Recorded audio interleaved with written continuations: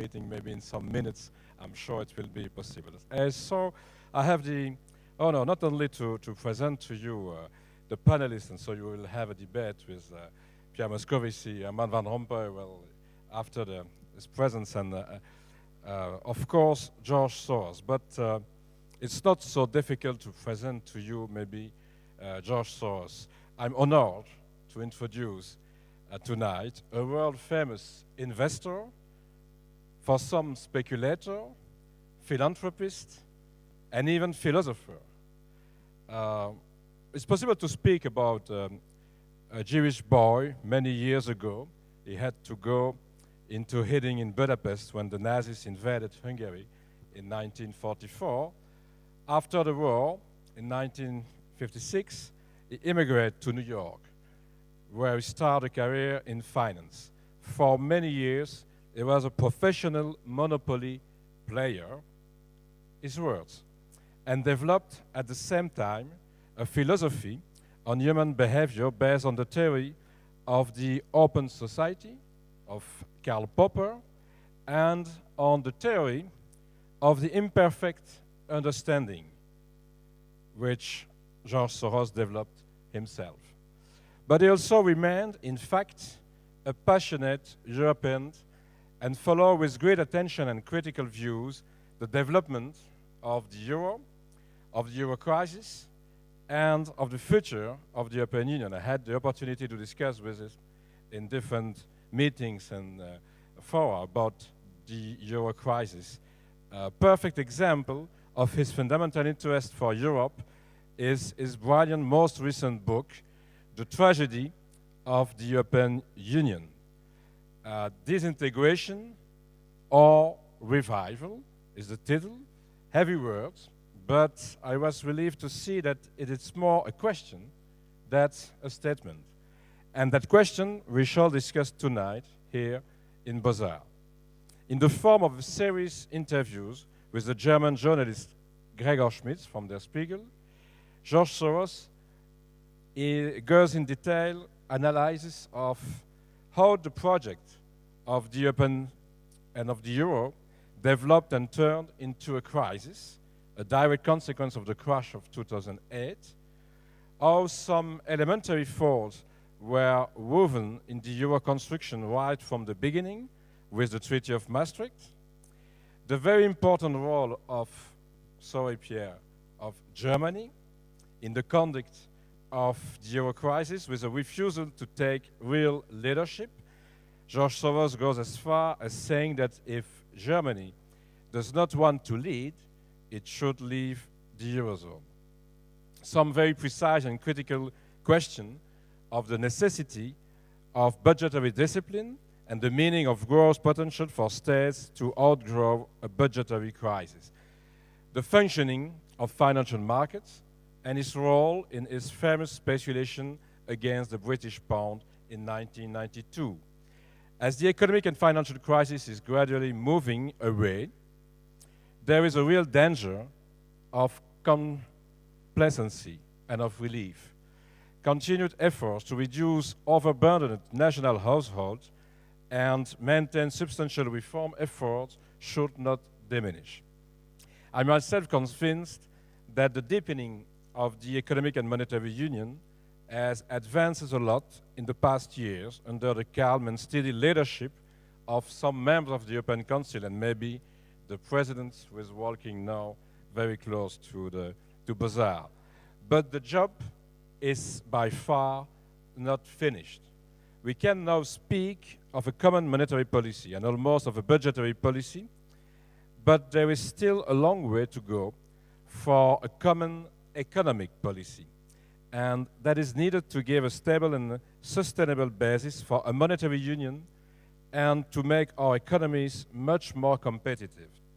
A common approach must be realized among governments belonging to the euro as regards taxation policies, maybe with minimum tariffs, socio-economic convergence, pensions, labor policies, labor mobility, a minimum wage everywhere in the European Union, and so on and so forth. But that is, of course, not enough to make our societies more competitive and performant and stronger for the future. We also need to deepen the internal market, stimulate innovation in Europe, develop a green and climate-friendly economy, relaunch our industries, and develop a close web of trade treaties with our major trade partners in the world, like with the US. George Soros proved to be ahead of the market in many respects. As he says himself, he has a unique capacity to anticipate and ride the waves, not cause them. For that reason, it is more than necessary to listen to him in this debate, which brings also together my esteemed colleague from France, Pierre Moscovici, but I repeat, maybe also the President of the European Council, Herman Van Rompuy, in some minutes. So I will stop here, because it's quite important maybe to listen to some interesting ideas before the next meeting of the European Council, and maybe before to define some priorities for all European institutions for the 5 next years. So the floor is yours. Thank you very much.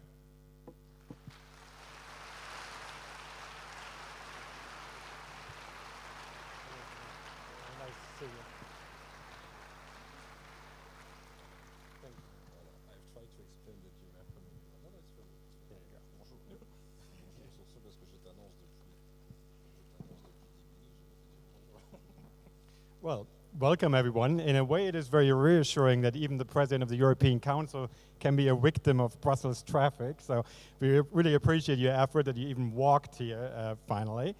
Well, this is quite a full house. I have to say, when Bertelsmann and BOZAR approached me about doing a book presentation, I was expecting a slightly more low-key event. Normally when I do events by myself, you can consider yourself lucky if you have 15 or 16 people or maybe 20. So this is more. But they reached out and said they had found this great venue, this room here, and then they said, well, last time we had a big event there, it was filled to the very last seat, and I was saying, well, who spoke? And they said, well, it was President Barack Obama when he was in Brussels. So I got a little nervous, but I shouldn't be, because Bertelsmann and BOZAR also managed to put together a European star power that can easily compete with Obama. So that's the one reason. And I think the other reason is that we all agree that we are at a pivotal moment right now in Europe. And no matter what you think about the Spitzenkandidaten, which is a great German word, by the way, or whatever you think about the fights over qualified majorities and other items that really kept us busy, particularly as journalists over the past weeks, I think we can all agree that there was a genuine debate about Europe's future, and that we are no longer stuck in crisis mode, but rather focused on a way ahead. And I'm very much looking forward to discussing that way ahead with this outstanding panel. Obviously, we have Herman Van Rompuy here, who is the President of the European Council, who in one of his previous lives was a Prime Minister of Belgium. And I think, no offense, but compared to that job, being Prime Minister of Belgium, running the council is like a walk in the park, right? It's easy. So it's not surprising that by most accounts, you were seen as a very effective leader. You were awarded the prestigious Karls Prize this year, and you were lauded as the person that kept the union together in that time of crisis. And somebody else also said that Herman Van Rompuy no longer just writes poetry, because as some of you might know, he's a fan of Japanese poetry, but also writes history now. So I think we are all very curious to hear your first draft of history of the developments over the past weeks. Maybe you want to share your conversations with David Cameron if you want to. Well, thanks very much for being here.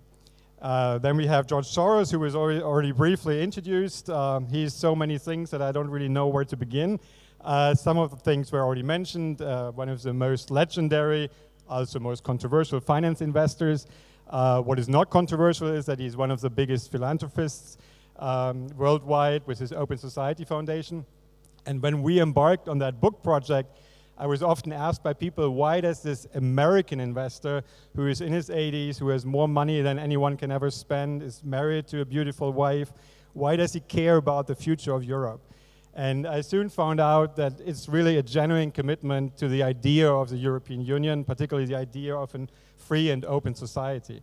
I wasn't quite prepared for the level of commitment. When the deadline approached, it could happen that he would call me up on New Year's Eve and we would talk about the book. In the end, there was a real commitment, and I'm looking forward to continuing the discussion here without the deadline approaching. And finally, we have Pierre Moscovici, who is a former finance minister of France, and whom you might see more often soon here in Brussels, because he's one of the leading contenders to become the next commissioner, the next French commissioner. He is, I think, an interesting hybrid in many ways, because he's seen widely as somebody who, during his tenure in France, was willing to tackle reforms. At the same time, he's very outspoken when it comes to, as he sees it, unjustified criticism of France and the reforms there. He did an interview last week with this Spiegel magazine, just promoted a little, and we were talking about a potential loosening of the Stability Pact, and he was saying there can be no taboos in that debate. And I hope tonight there won't be any taboos here in the debate. But I want to start with you, President Van Rompuy. The summit last week consisted of two parts. So the first day was devoted to the remembrance of the victims of World War I. But if you read the press, particularly the British press, after the summit, one could get the impression that there was modern warfare on day two, and that there was a real fight going on over that question, if there was a power shift, potentially even a power grab within the institutions. What is your take on that? So thank you. I have another lecture of that meeting. By the way, I attended that meeting. Makes a lot of difference. We discussed, first of all, very important items as justice and home affairs related more specifically to asylum and migration issues, and we discussed this ahead of the meeting with Mr. Soros twice even. We had a meeting on the European semester, very well known by Pierre Moscovici, and we also discussed the strategic agenda for the upcoming 5 years. So it was a meeting on substance, not only on procedure. And as far as the nomination is concerned, we had really a serene exchange of views. And I'm not overstating it, a serene exchange of views where a lot of leaders intervened, explaining why they didn't like the procedure, but they were in favor of Jean-Claude Juncker, or vice versa, and so on. And then, of course, David Cameron made also its contribution. And then, at the end of the debate, I asked who is supporting my proposal of a decision. Yes, and who is opposed to it. And it was 26 against 2. And that was it. It was not a warfare. Not at all. I can't imagine a more serene, it was not even a debate, exchange of view as what we had in the European Council on Friday. So don't believe the press. Good advice I gave you.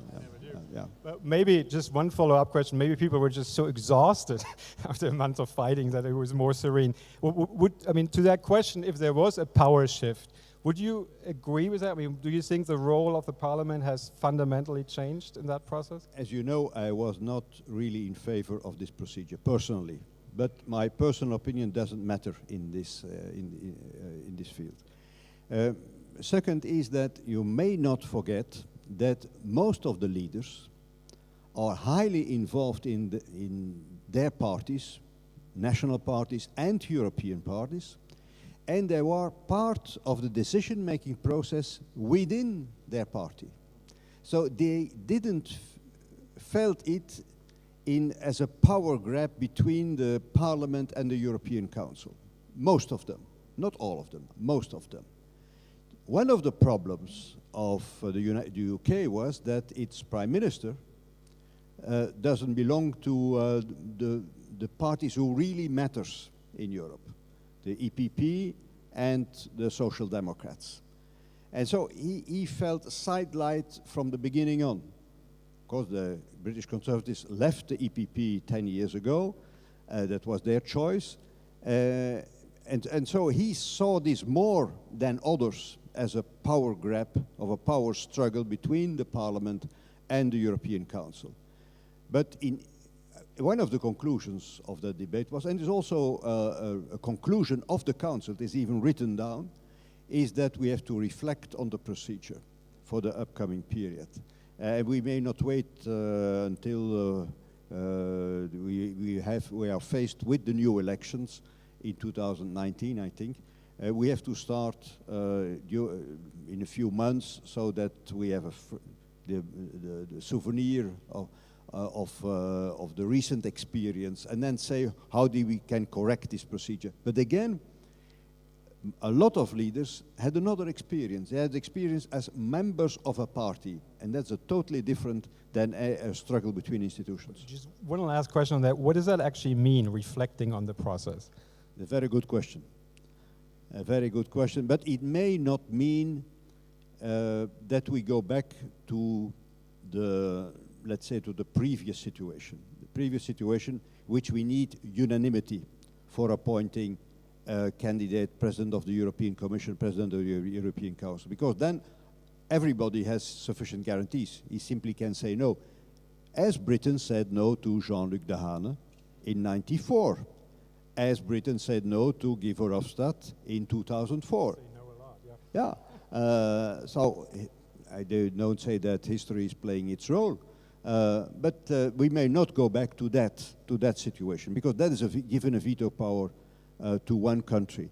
So we have to see how that we can have better processes inside the political parties. That's one of the ways to reflect on it. But we will still have Spitzenkandidaten. Could be, and all depends on the success and the trajectory of the newly designed, not yet elected, President of the European Commission. If this is a success, then I think the process amended will go on. If this is a failure, and I hope that it's not a failure, not only for Jean-Claude Juncker, I like very much, but for Europe as a whole. Mr. Soros, the title of the English version of your book is The Tragedy of the European Union, Disintegration or Revival. In the light of the recent discussions in Europe, are you more optimistic that there will be a revival, or are you more concerned that this all might fall apart, as you have sometimes said in the past? Well, as I said in the book, the acute phase of the euro crisis is over. But now we are facing a political crisis. And I'm happy to say that I underestimated the possibilities of changing the policies within the Eurozone. I said, since the crisis is over, now you can only play at the edges, at the margins. But actually, I now see a real hope of a growth policy emerging, which I didn't in the book. And that comes from the proposal by Renzi to exploit a new source of credit that is untouched, namely the credit of the European Union, and introduce Euro project bonds. And the project bonds can basically do the same thing as the Euro bonds could have a few years ago, and then we would have had much less of a crisis. But since Angela Merkel had said, not in her lifetime, we had to find a roundabout way, but it should basically do the same thing, provided it's done on a large enough scale and in cooperation of the European Central Bank, which provides adequate liquidity, and then, let's say, 100 billion euro project bonds could possibly generate a trillion euros worth of investment, which will pay for itself, because when you have unused resources, then if you have projects which are eventually profitable, then you can put the unused resources to work in creating, strengthening the infrastructure, smart electric grid, high-speed internet, and of course, two-way gas pipelines which can supply gas coming in form of in liquefied form arriving in Spain and all the way to Ukraine even. So this is could be. It has the makings of a major breakthrough, which I underestimated. So I'm much more hopeful on that. On the other hand, on the political side, Europe is now faced with an existential threat emerging from what I call the new Russia, a resurgent Russia that is offering a rival form of government for the European Union. And it is very important for the European Union to prevail. For that, it needs to be united and recognize the magnitude of the danger. We will talk about the challenge in Ukraine a little more later, but so Moscovici, what Mr. Soros was saying about public investments, that must be right up your alley, right? I mean, that's what you are more, or also your government, are advocating for right now.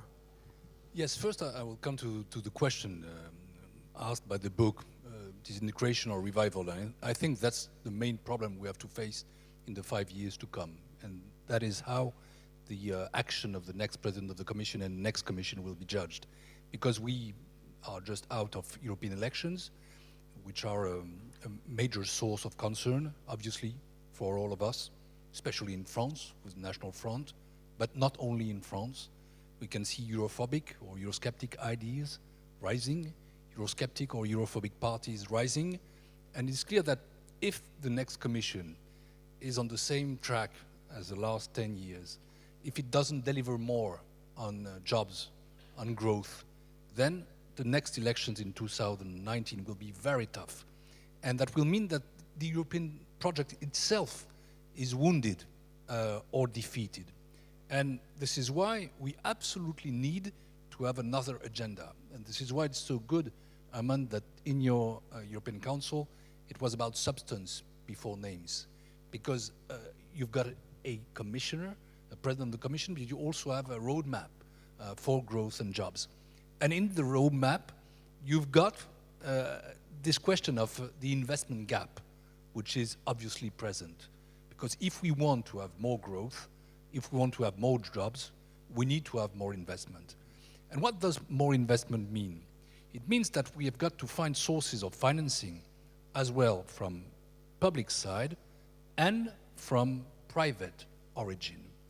And there I fully agree on the fact that we need to have that project bond program.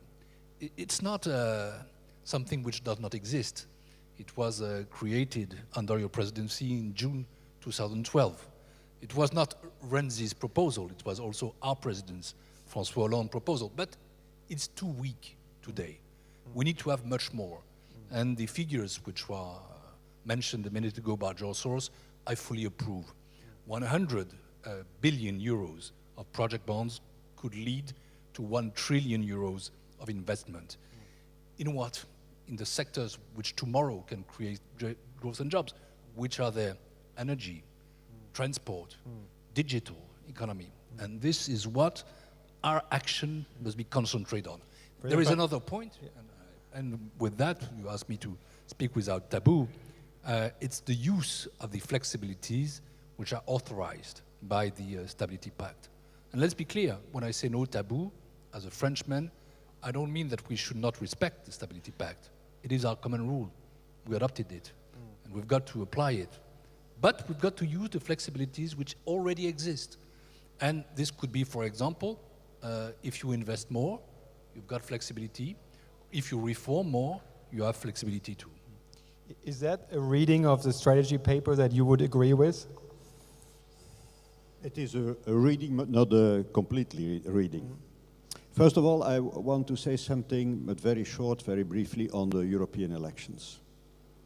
Of course, we had this minority of Euro-negative vote, but at the same time, 75% of the European Parliament will be composed of parliamentarians belonging to, let's say, the traditional parties, pro-European parties, to put it in a caricatural way. So we have this minority of Euro-negative vote, bigger than ever, but we have an overwhelming majority of pro-European still in the European Parliament. The second nuance is that we had already populist vote long before the financial crisis. Pierre was mentioning the Front National without naming it. But I remember that the contender of Jacques Chirac was Father Le Pen. He did, at that time, 18% of the vote. In my region, in 2004, long before the Eurozone crisis, a party got 24% of the votes, an extremist, even racist party. The same happened in Austria. The same happened in other places all over the Union. So it is a problem not only related to the economy, not only related to Europe, it is deeply rooted in our societies, and we have to reflect on this. What happened, what changed in our societies, what made people afraid? Because people who are afraid, they look to the others in another way. The other is often those who are responsible for my problems, be it migrants or people belonging to another language, another people, and so on. So let's have a careful analysis of this result. Second point is about growth. Growth will come from more than just using the flexibility in the stability and growth, but what we did already, we used already flexibility, is more than the investment gap, which is a real problem. It's also a competitiveness problem.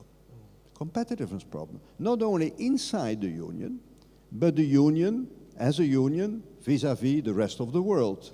We are not competitive anymore in a broad range of sectors, even not related to the United States, not mentioning some emerging economies. So we have a problem of low structural economic growth the last 20 years. So we have to tackle this. If we don't tackle this, our social models are unsustainable. And last remark, the upcoming 5 years, I fully agree with Pierre and others, are crucial. If we can't deliver, and not only the Union as a union, but also at the level of the member states, if we can't deliver in terms of jobs and in terms of living standards, then this minority of Euro-negative vote can become much, much bigger and threatens the functioning of the EU institutions. And that is what the French would call un autre cas de figure. Mr. Soros, because we spoke about competitiveness, when I told you that Pierre Moscovici would be on the panel, you said, does he know that I'm very critical of the French? So I would be interested to hear from you, do you still think that France is the new sick man in Europe?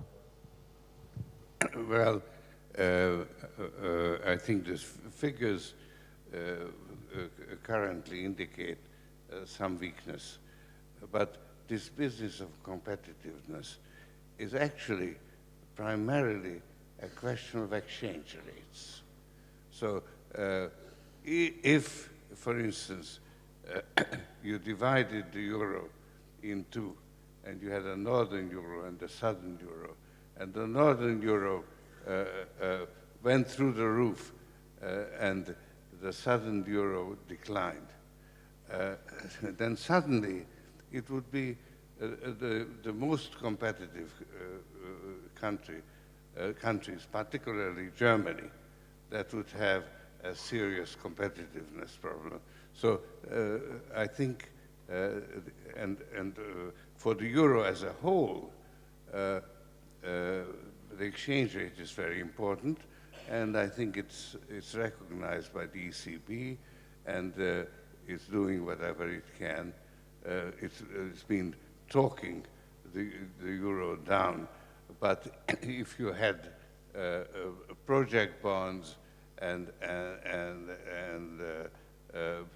quantitative easing in a form that now the ECB is considering, then the competitiveness problem would largely be eliminated, except within an exchange rate zone where the exchange rate is fixed.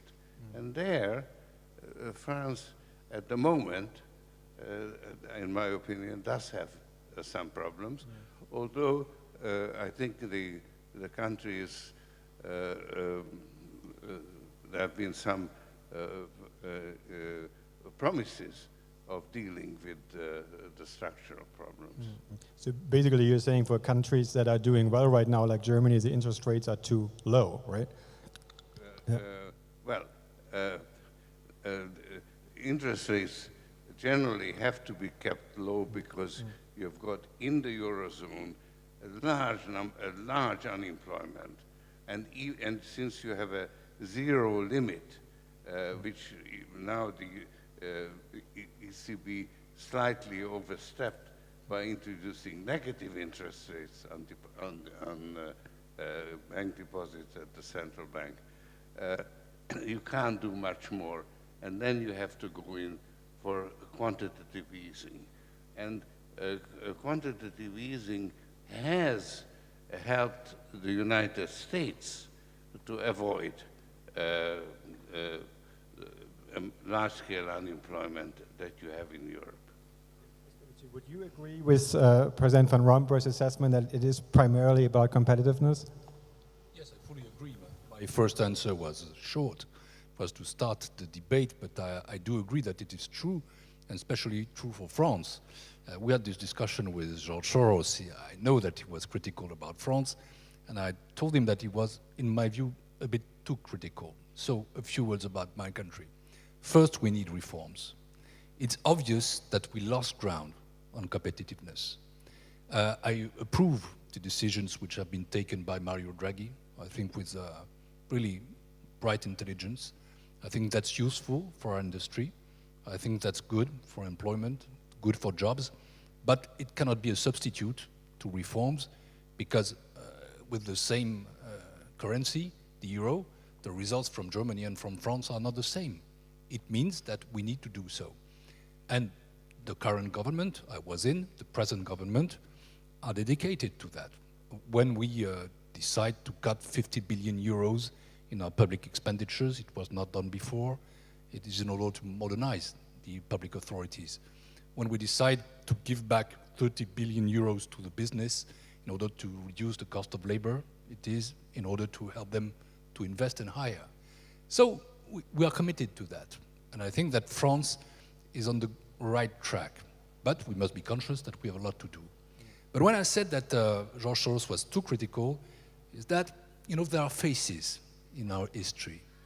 I remember, I've been twice a minister. I've been European Affairs Minister from 1997 to 2002.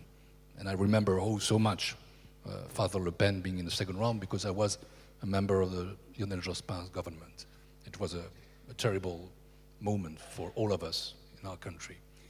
But at that moment, in 2002, the performance of France was better than the performance of Germany. And at this moment, we talked about Germany as a sick man of Europe. Germany was not the sick man of Europe at the time because it had the capacity to reform. And France today is not the sick man of Europe. It's a country we need reform.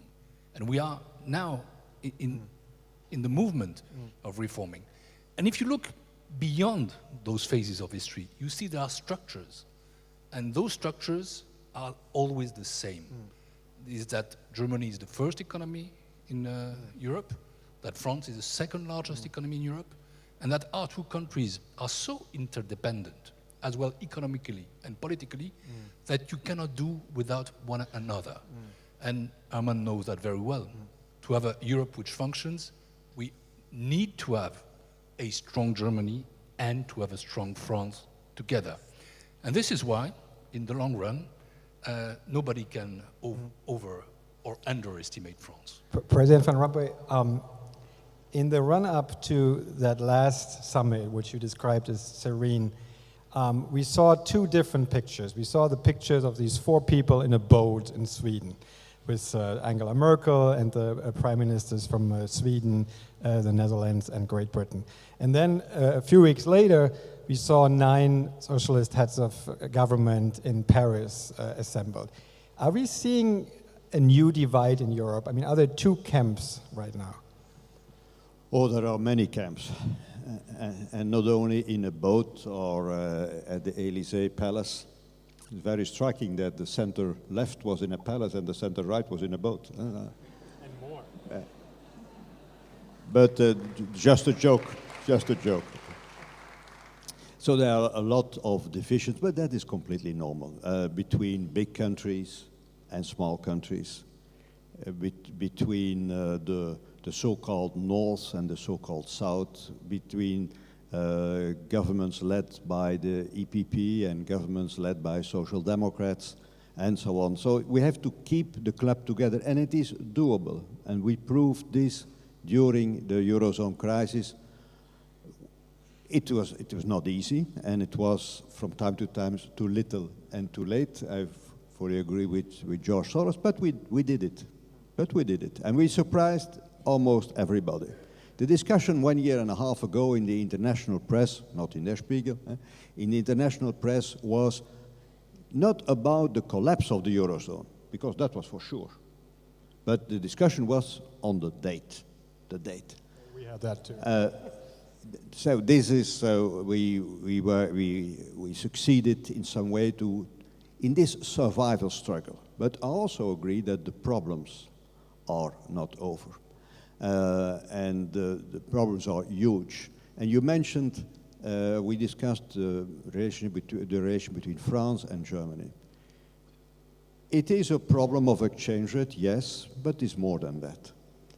I remember when I was a student in economics in the 60s, the German mark, the Deutsche mark, was appreciating all the time.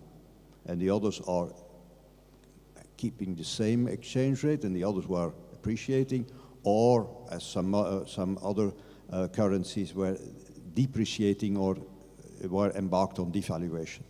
But the German economy all the time grew and grew and grew.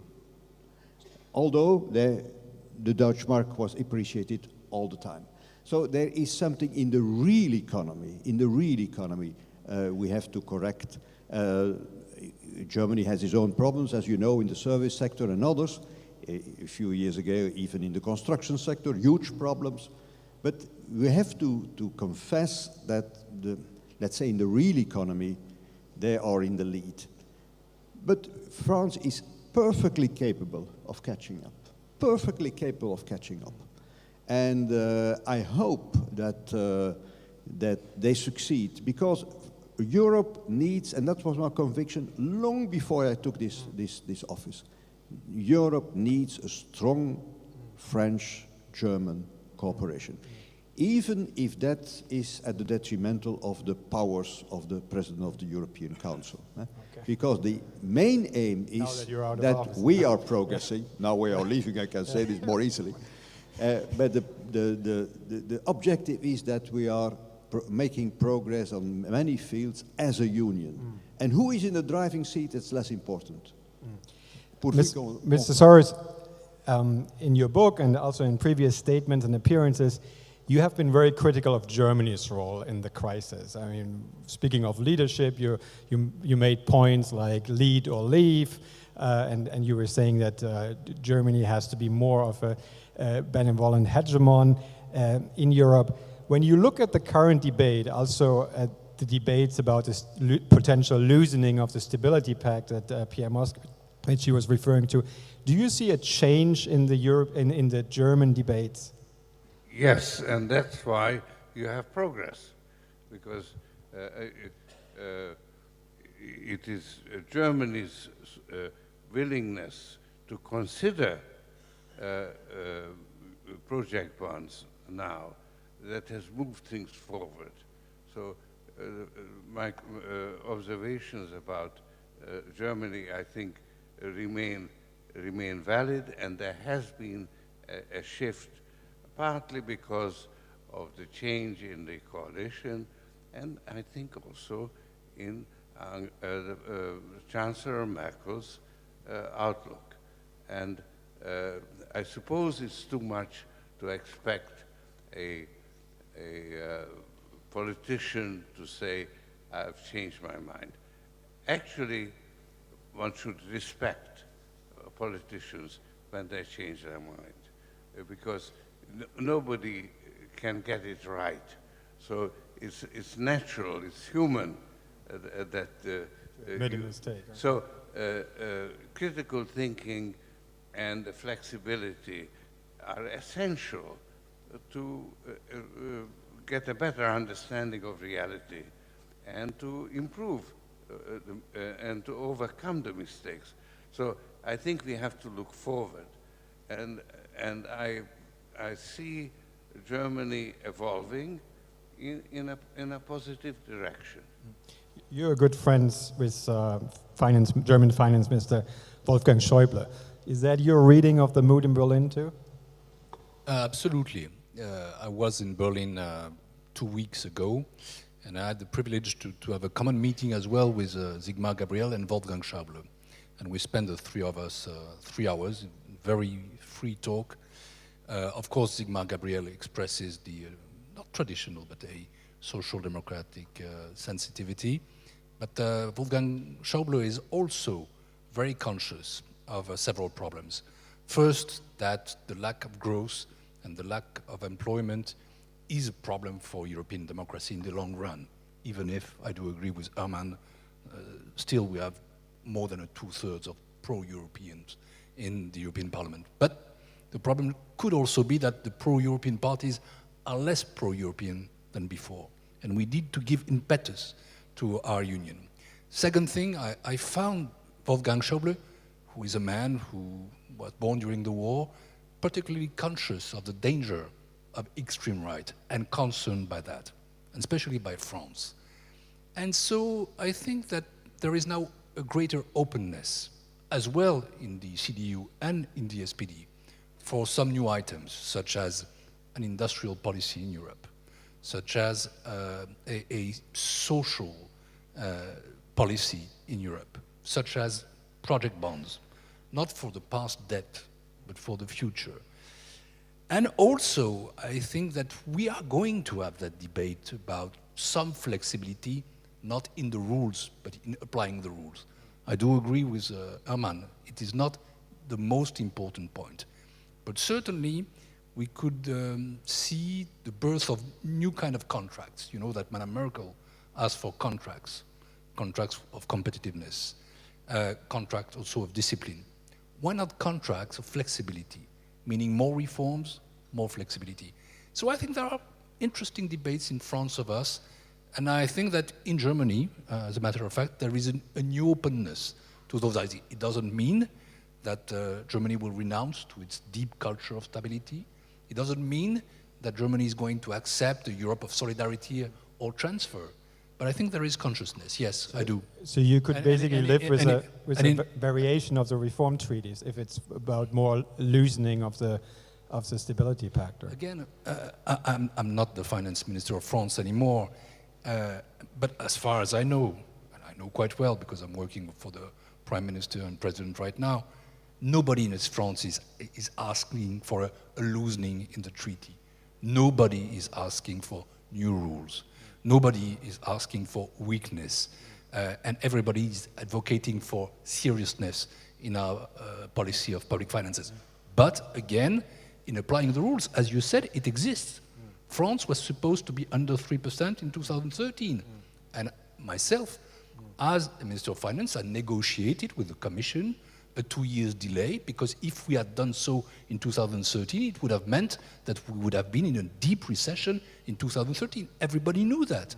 So the flexibility exists. It is possible to be clever, and it's possible to find an equilibrium between fiscal consolidation, always a necessity, and growth, which is an imperative. I want to talk about Ukraine a little bit, because it is often seen as a wake-up call right now, that it should bring the Union closer together, be it on energy policy, be it on other matters, on foreign policy, obviously. What is your read on that?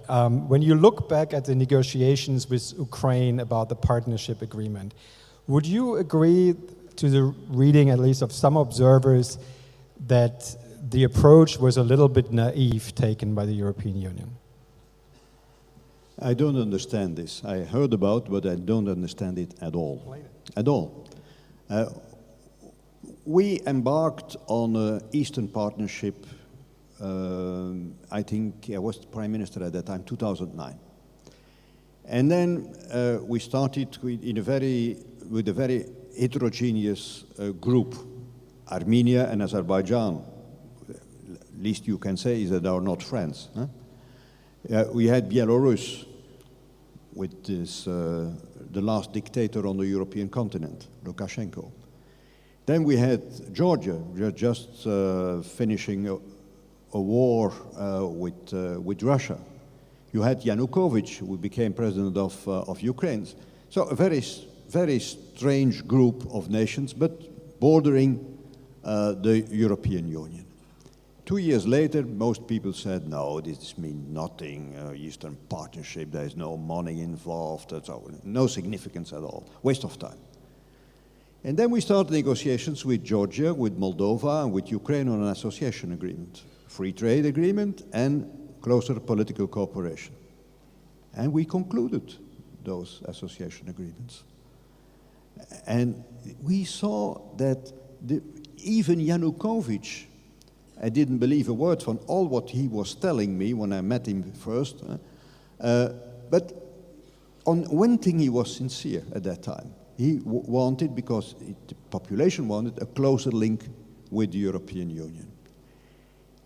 And then came this episode in the fall of 2013 that he was hesitating, he was under pressure of Russia not to sign the association agreement.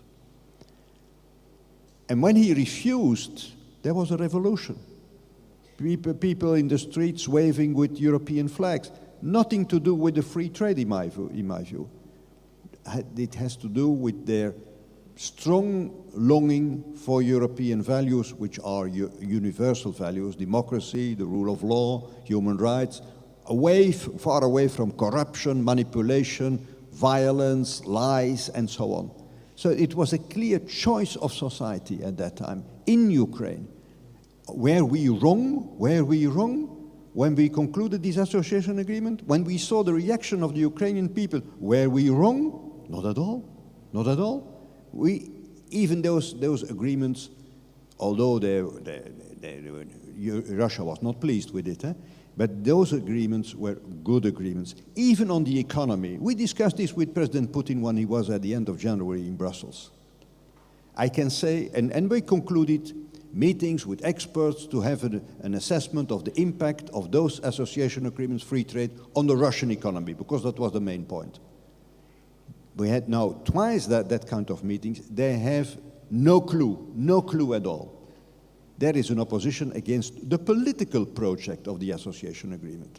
But be sure, we have said also to Ukraine, and I think there's also the mindset of the new President Poroshenko, is we can have closer links with the Union, but we can have, and we have to have, good neighborly relations with Russia. But it needs two to tango. Mm-hmm. And at this moment, very moment, and even that's already the case for the last months, the aim of Russia is not to have a free, democratic, sovereign Ukraine, but to have a weak, unstable Ukraine who may not make the choice for Europe and for prosperity. And that is more than a pity. And so more than ever, we have to be on the side of the Ukrainian people.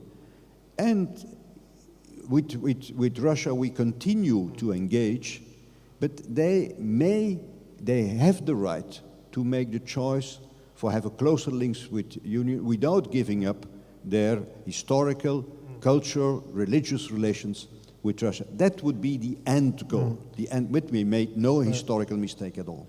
Mr. Soros, you actually just traveled to Ukraine and explored plans to finance the buildup of a new police force there.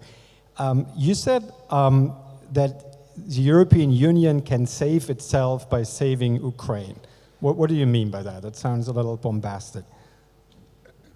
Well, you basically now have a challenge to our way of life and our form of governance. European Union is an exercise in international governance and in the rule of law, whereas Russia has emerged, and I call it the new Russia, as a challenge, direct challenge to that way of life. And that's it's not a new invention, it's a resurgence of nationalism and the use of force. And that led to the Second World War. And to stop that, to ensure never again the European Union was formed. It stood for peaceful coexistence with a variety of people with different views and different interests that nevertheless find ways to live together in peace. And that system, unfortunately, is in the process of breaking down. And this I have to disagree with you as far as the past is concerned. But I'm particularly interested in the future because I think we need to recapture the original impulse that united the European Union and brought it into existence. And we now have practically, it's not the same challenge as we had before the Second World War, but a similar challenge of a country ruled by a group of people who employ or rely on an ideology of ethnic and religious nationalism, because in the new Russia, the role of the Orthodox Church is a very important one, Holy Russia, and so on. And using that ideology, the rulers gain popular support, which they use to preserve themselves in power, and to use that power for their personal and institutional aggrandizement. So what can we do as Europeans to help Ukraine? Do we need a new Marshall Plan for Ukraine, or what could be done? Well, certainly here we are, I think, on the same wavelength. It's essential, it's an existential issue for the European Union to support the new, because there's also a new Ukraine. And that's something, and that's the current tragedy of the European Union, that there is a new Ukraine that believes in a Europe, in a European Union which doesn't exist. And yet, there is now this group of people who are in the civil society that really exists and is passionately involved in issues of governance, where constitutional reform judicial reform are the most important issues. That's the Europe that ought to be. And this new Ukraine is threatened by the new Russia, which cannot allow this new Ukraine to succeed, because if it did, then the Putin regime would not long survive in Russia, if it were prosperous. So therefore, we must support this new Ukraine, which has actually a lot of vitality. So it wouldn't be difficult for this new Ukraine to survive, because it wants to survive, and people are willing to sacrifice their lives. I mean, it's really what happened on Maidan is a most unusual event where basically it was led by well-educated people, young people, particularly people who had studied abroad and went back. And they were willing to sacrifice their lives, and many of them did, attacking police that was firing live ammunition. And this is what's almost unique, they actually won. The police ran away. So that was the birth of this new Ukraine that is everything that Europe ought to be politically. So this is where it's a challenge to make sure not only to resist the Russian aggression, which I think Europe is beginning to do, but particularly to help the new Ukraine to succeed, which is technical assistance, which also Europe is now offering. Speaking of challenges, I want to do, before we open it up to you, I just want to do one very quick round with a very simple question, or two questions. Do we still need the UK in the Union, and why?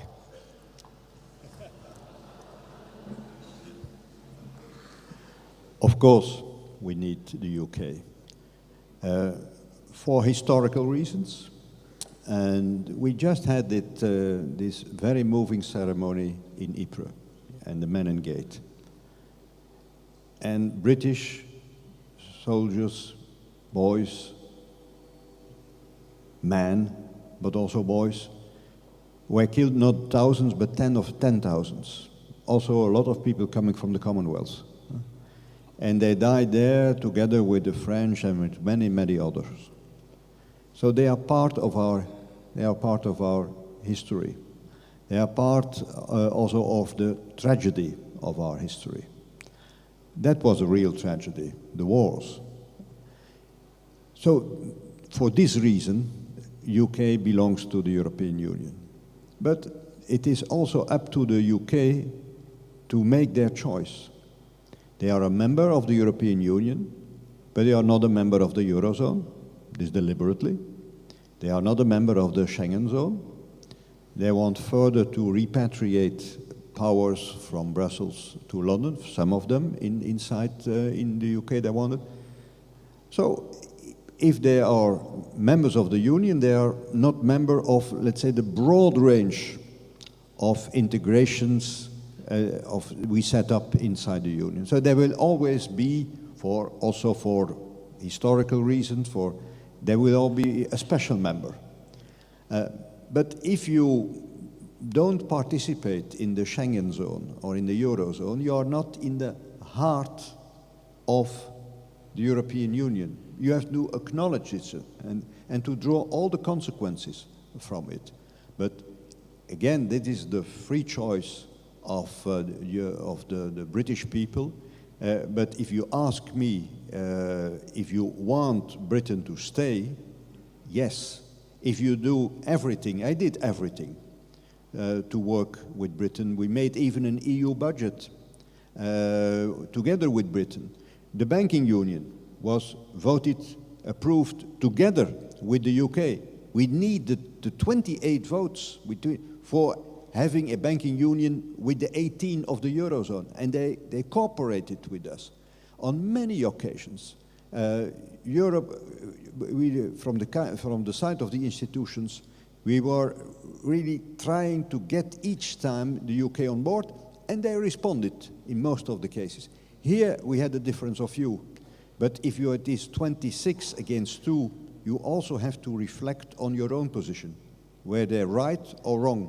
If you are with 10 against 18, then you can say I'm in good company. But if you are almost alone, then you really have to reflect about what you are doing. But from this incident, on the nomination of a president of the European Commission, how important it may be, you may not draw ultimate historical conclusions. This is a disproportionate conclusion from this incident. Mr. Soros, you know Great Britain very well. Could the country be better off on its own? No, the business community will eventually make itself felt because they can't afford, and Europe can't afford to lose Britain. So I entirely agree with you on that. I'd like to finish just one thing about Ukraine, because you asked what should Europe do, and I didn't answer. And I think it's important that the answer should be out there for the European public to consider it.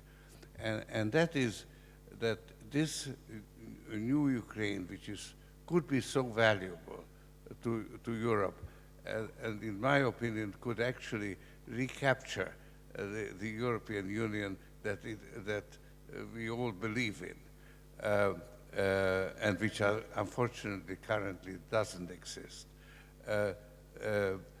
And what we need is to provide a countervailing force to the deliberate destabilization that Putin is engaging in and will continue to engage in, even if the special zones will be eliminated, as they will be, I think, because the Ukrainian public is now against it. And that countervailing force, it would fit in perfectly well with these project bonds. And in addition to all those infrastructure investments, Europe could make an investment in Ukraine by providing cheap guarantees that offset the political risk that prevent business from engaging in Ukraine. You need to give positive incentives for business to come in, and I think there's a way of doing it which would also pay very valuable dividends, both economically, but even more importantly, politically. So we project bonds for Ukraine. Okay. Well, final question still to London, because he spoke of concessions that one could make. What could we offer, or what could the other member states offer to the United Kingdom to mollify them? First of all, I want to say that just like Herman Van Rompuy, I believe that the place of the United Kingdom is in Europe, that the United Kingdom needs Europe and that Europe needs the United Kingdom. There is no doubt about it, as well for historical, economical, political reasons. We must not come back on that. But how can it happen? First, we need to define a common agenda for reformed Europe. I was in London just before the European Council, and I see what are the expectancies from Great Britain. Some of them we can understand. If the idea is to have a simplified legislation, to have regulation which is understandable by the people, which is readable by the people, to have less bureaucracy, to have more politics and better policies, that we can answer, obviously, because it is of common interest. If the idea is to achieve the internal market, personally I do agree, because if you look at the digital economy, at energy, it's no way, and it's not good to have 28 markets on their own. We need to have single markets, and we need to move on that. If the idea is to conclude some trade agreements, such as a TTIP, if finally the negotiation is led in a good way, I do agree too. So we can work on that reform agenda, but there is a limit in my view, that you cannot accept to have a Europe à la carte. Europe, its institutions, its spirit, its policies. And Europe can be comprehensive to some British demands. Europe must stick what it is. We cannot change the Europe. We cannot renounce Europe in order to keep Great Britain in. So we need to have a dialogue. One last remark. It's about referendums. We in France, we have an experience about referendums in Europe. The question, it's simple. You ask a question and the answer is no. It was difficult for the Maastricht Treaty. It was difficult, and even more, for the Constitutional Treaty, and I was a member of the Convention. I regret deeply that this was done. Why? Because people who are against Europe tend to be mobilized, and people who are pro-Europe in a referendum, well, they feel, or they could feel, less concerned. That's what happened also twice in Ireland. And this is why I'm not a British citizen, but I would advise, if I was asked, to be a bit careful. When I was in London, I met as well George Osborne, the Chief of Staff of David Cameron. I also met people from the Labour Party, and I met Ed Balls. And he said, there could be a referendum once, but do we need it urgently? I'm not so sure. So I think that if we can work with a serene spirit, considering what the problems are, and trying to find common ground, well, we can have a better union and Great Britain in. But let's also be careful. Well, now it's your turn, and you don't have to be careful. Just fire away in your questions. If you want to identify yourself briefly, I mean, there are microphones in the audience. And we prefer questions that are brief and that end with a question mark, so and are not statements. Do you want to start? Yeah.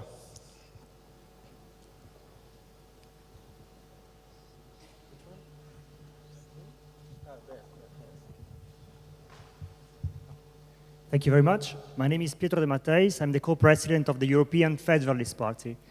So my question is actually, do you think that the revitalization of Europe needs to go through also the further democratization of the European Union? And in particular, do you think that we can see in the next few years a twist towards a more federal Europe? Thank you very much. Who wants to take that? President Van Rompuy, maybe? Yeah. Is that the answer? Yeah, I'm sighing because, you know, I'm a Belgian. And we have all that kind of discussions about a federal Belgium, a confederal Belgium, and so on and so on. This deeply divisive, and you have to understand each time what it really means. So I think we need in the Eurozone, if you can't define this as federal Europe or not, but we need more integration. Otherwise, we can't maintain at the end the Eurozone as it is now. We have to deepen the integration. But for me, it doesn't matter if you call that is more federalism or something else. We need more integration for having a stable Eurozone, and a stable Eurozone is a precondition for a prosperous and strong Europe. So for me, the words doesn't have that meaning. Second is on democratization. We have a directly elected European Parliament with a participation rate which is too low, 43%. We have also national parliaments, and they are also part of the democratic legitimacy of the European Union. The Union is not only the institutions, the Union is also the member states.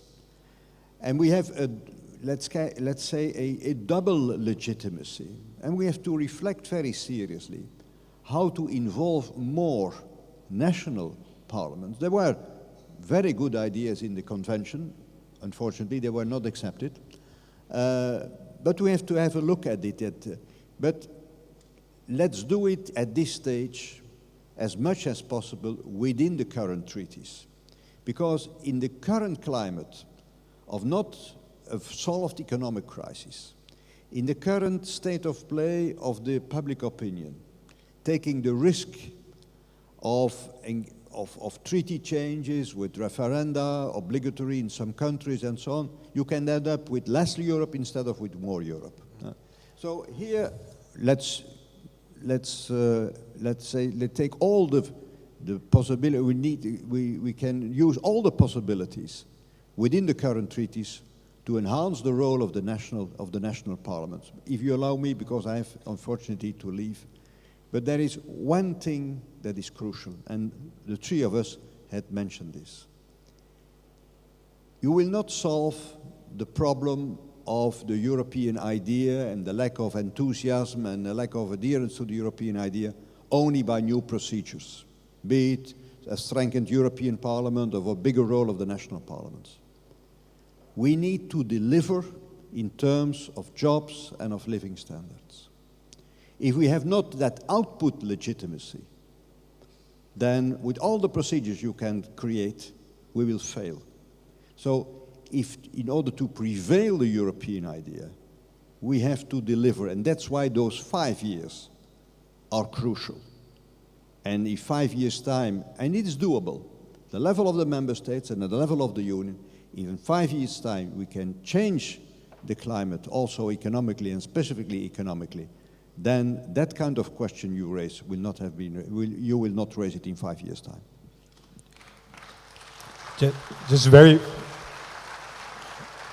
Just very briefly, because President Van Rompuy has to leave due to a prior obligation. I hope you don't have to walk home. You can drive now. But thanks so much for being here, and I think we can give it up to him.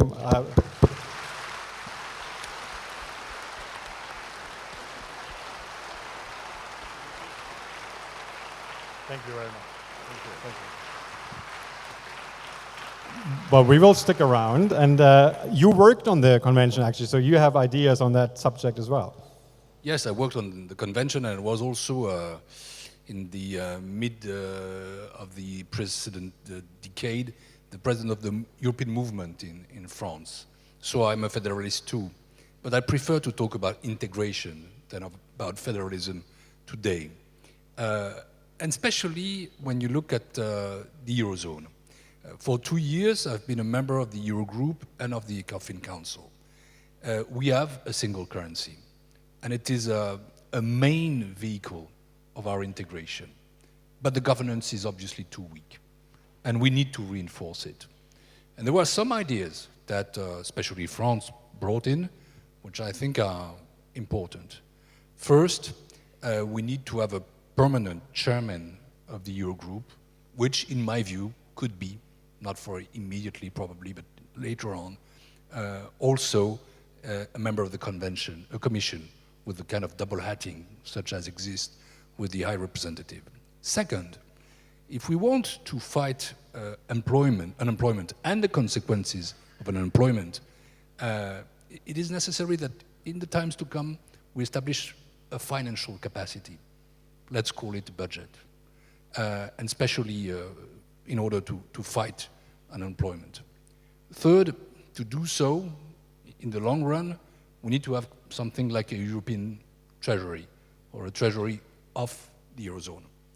Fourth, I think that in the European Parliament, the members of the countries who have the euro in common should find some ways, a committee, for example, to work together.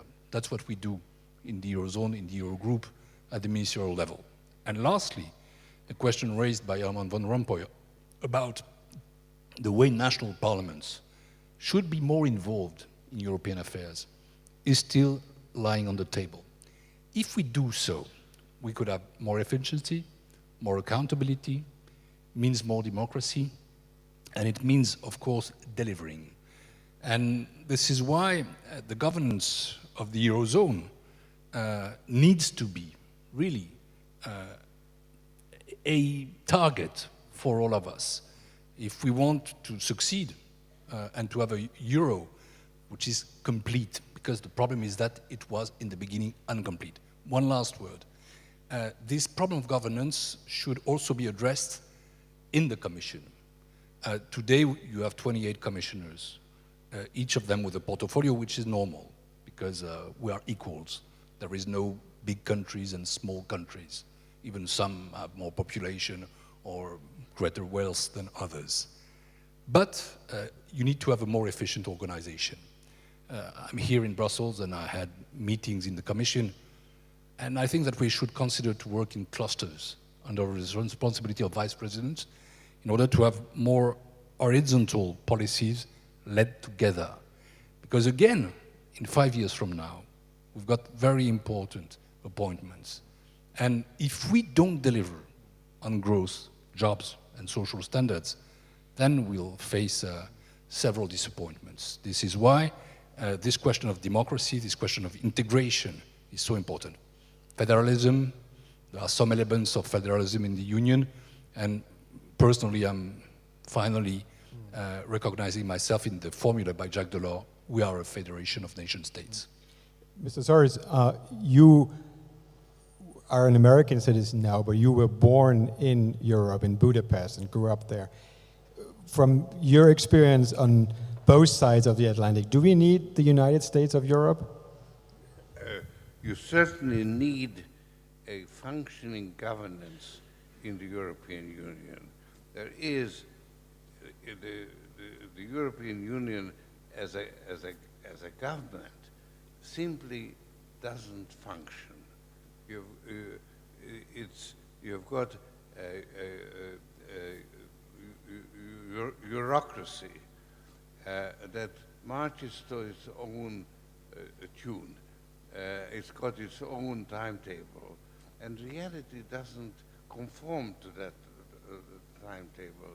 Financial markets didn't observe the timetable that the bureaucrats prescribed for it. That's why you had bureaucrats here. no.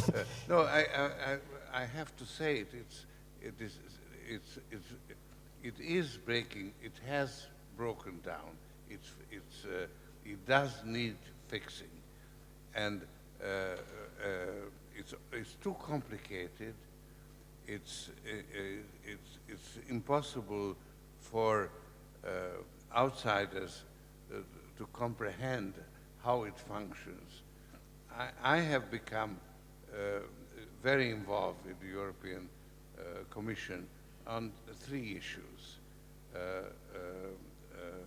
The one was the Roma, where the European Commission is the main positive influence in improving their conditions. So it's absolutely necessary. So you need the European Union, but the way they do it is extremely inefficient, and I could go into details.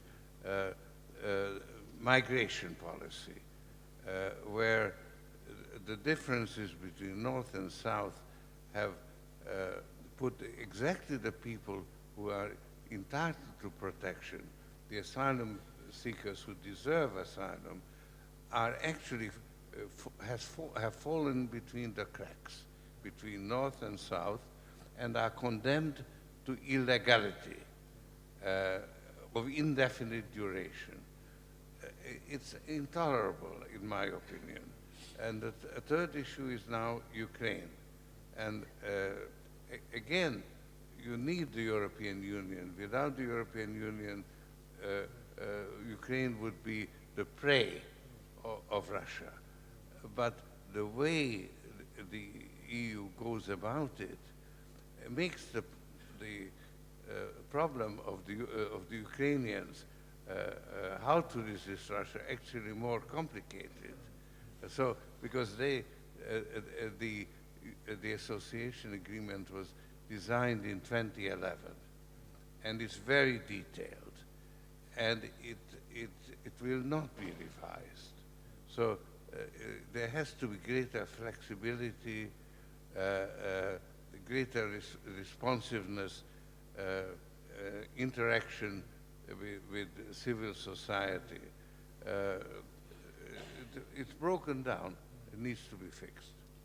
Wow, a harsh assessment. And I want to take a few more a round of questions. So you have been waiting for a while. Why don't we start here if there's a microphone?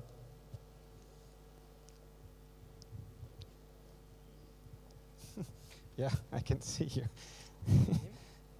Yeah, here. Thank you. Andrea, I'm an entrepreneur. I started also an NGO called Think Young. We've done a couple of projects with the Open Society Foundation in the Balkans. The question would be to Mr. Soros, if you were talking to your grandchildren, what would be your dream for Europe? A larger one, a bigger one, that might include Turkey, Ukraine, Israel, or what would you tell them to your children, what would be your dream for Europe of 2050? And then a way more serious one, if you can sign me your book, because I hated finance until I read it. And since then I really like it, so if you could do that. Thank you. Let's take two more questions for the final round. If you want to take one here, there. Do we have any more microphones, maybe? No. Yeah, go ahead. Thank you very much. Leon de Graaf. I'm a stagiaire at DG Competition of the European Commission. My question is mostly for Mr. Soros. How do you think Europe should maintain its relationship with Russia, and are economic sanctions, further economic sanctions, warranted in this situation? One more question. We have one right there, if you can. My name is Yoros Kostakos. I'm the Executive Director of the Foundation for Global Governance and Sustainability. I wanted to ask, and I wish Mr. Van Rompuy was here too, in addition to everything else and the output, the delivery of the Union, we also need kind of patriotism or a vision to excite people and to release the energy, the creative energy of Europeans at the pan-European level. And we don't see it when we hear Mr. Van Rompuy saying we cannot go back to the people because they may reject any new treaty. It shows really the way that the European project has been pursued even here by those who believe in it. It's like a technocratic Brussels project with some elites talking to each other. So how can we have a vision that will really explain Europe to the people, not only to the experts, and will really excite and release this patriotism and energy? And I'm sorry to say that France is not working this way. In my view, it's not only the UK that's a problem, but it is France too. Thank you. It's very intergovernmental. It is La France, La République, and Europe has to negotiate, and France has to be always the second now after Germany. What will happen to the UN seat of France, for example? Would you give it up to join it with the European Union seat? Thank you. Well, I said initially that you're very good at defending your country, so go ahead. Do you want to, or?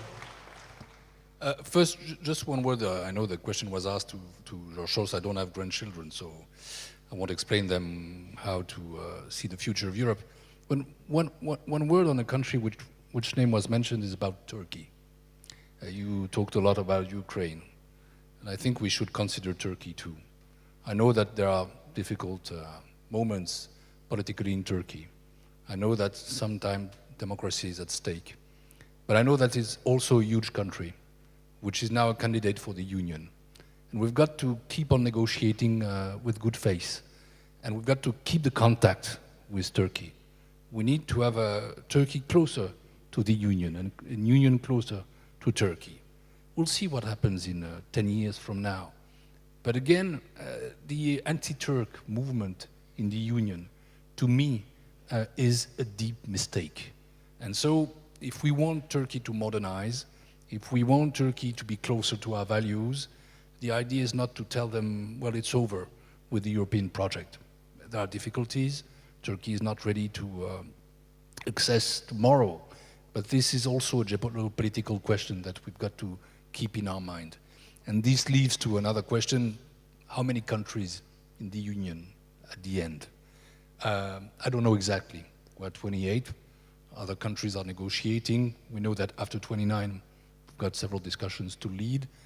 But I imagine that in the end, in the long run, 2050, the idea of a Europe of 2035 can be in our minds. And in the long run, too, the question for Ukraine will be present. Not today, not even tomorrow. We need to have tremendous efforts of fraternity and solidarity towards Ukraine, but one day for maybe George Soros' grandchildren. Lastly, I don't want to be specialized in defending France. I'm here in Brussels. But what I want to say is that I understand some laughs here or some criticism, and I'm the first to know what the situation is in my country. I was so sad about the vote of the National Front. I'm really concerned about the future of this country. I'm also deeply committed to reforms, but I hate French bashing. I hate it. I think that doesn't make sense. I think this country is important for Europe. What I feel too is that the pro-European feeling in France needs to be reinforced. That more and more people need to tell the French that Europe is not a problem for them, that it is a solution. But beware of it. Saying that France is a problem for Europe will create a global problem for all of us. So what we need to do is, of course, to reform France, is to have a stronger France, to have Europe understanding what the problems of France are, but not overestimating those problems. And on the other side, we've got to be really deeply committed to European integration in my country, because we must all remind that the founding fathers of Europe were Dutch, were Belgian, were from Luxembourg, were from Italy, were from Germany, were from France. We're in a very particular year, because 100 years ago, the First World War began, and it was France versus Germany. We're in a very special year because a few days in the past, there was a 70th birthday of the Allies coming on the French coast. We must not forget that. We made Europe for that never to happen again. We enlarged Europe to the country in which you were born, Hungary, to the country in which my father was born, Romania. And my father came from Romania through Hungary to go to France. And well, we must remember that history. And so French bashing, I think, is a loss of energy. It's negative, and you will never find me in that camp. Never. Well,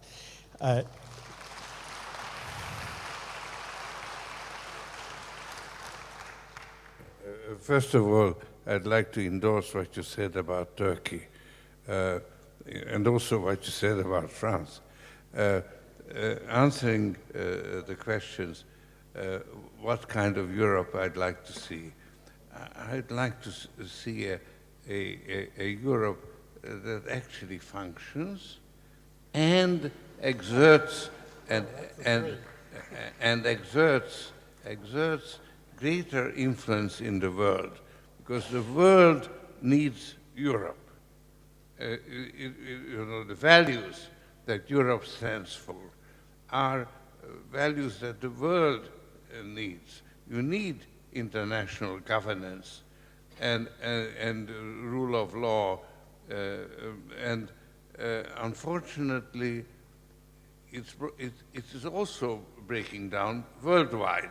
So the problems of Europe are the problems of the world at large. Europe is in a way a microcosm of the global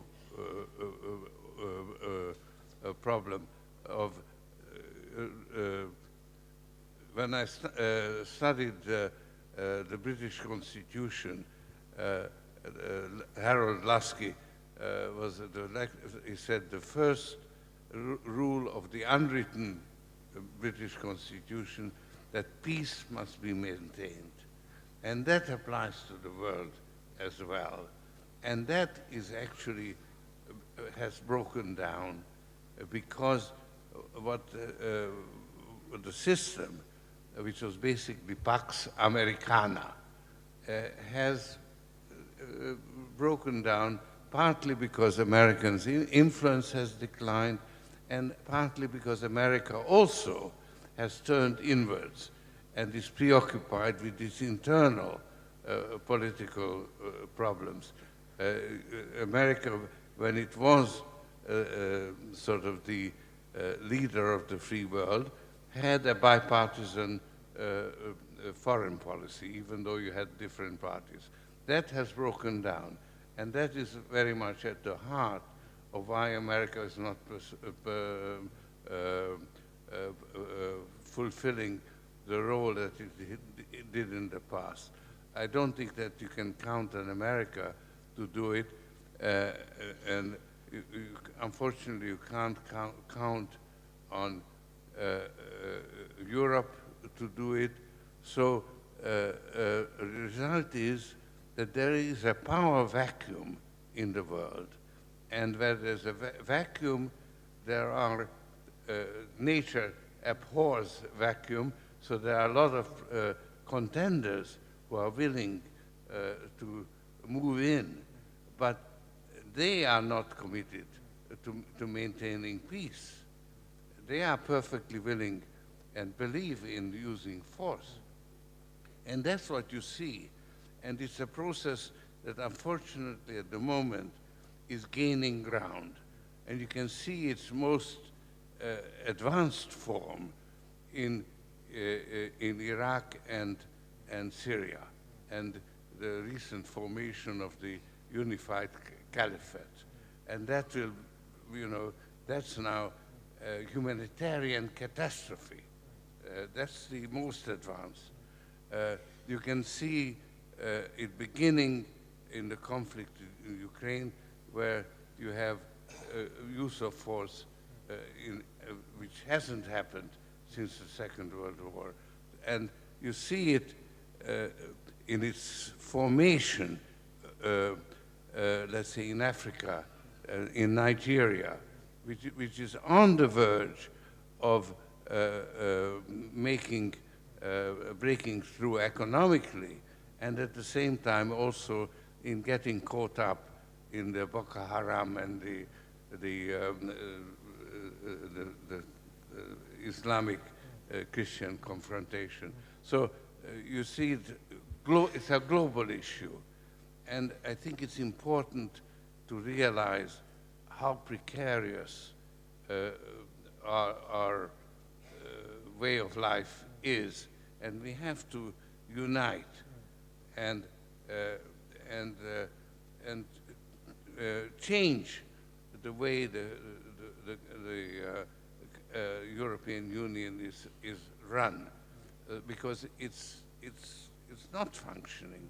And unfortunately, you have a big problem, because what may have worked, and you point out, when there were 7, it doesn't work with 28, and you do need to be open, because enlargement was actually the most powerful tool that Europe had, but you can't keep on using it without finding a way for a larger union in some way, and I don't know the solution for it. Well, I see all the hands up here, but what you don't see is that I'm getting very urgent reminders here that we need to wrap things up, and I'm afraid that we might get kicked off stage if we don't do so. So we have one very final question, because the readers of Le Soir magazine newspaper, they participated in a contest to pose a question to George Soros, and it's actually a nice final question because it relates also to soccer.